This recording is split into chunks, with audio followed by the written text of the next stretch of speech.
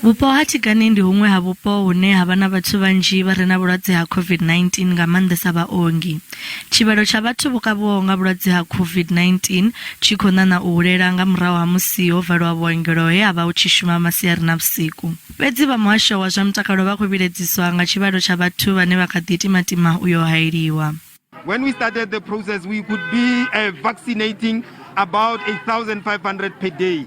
Now the numbers are gradually dropping. But in terms of the population, we are gradually increasing the number of people that needs to be vaccinated to reach what we call population immunity of 67 to 70%. Fhedzi hu ḓivha na tshigwada tsha vhathu vho no haeliwaho ngeno hu kha ḓivha na vhaṅwe vhane vha ri vha kha ḓi ḓo yo haeliwa.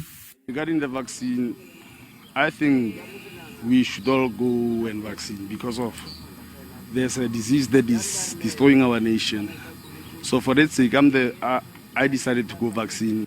Naho uri vhunzhi ha vhaongi vho no kavhiwa nga vhulwadze ha COVID-19 na ṋamusi vhunzhi havho a vha tevheleli maga a COVID-19 a ngaho sa u ambara mask na u sia tshikhala vhukati ha muṅwe muthu na muṅwe.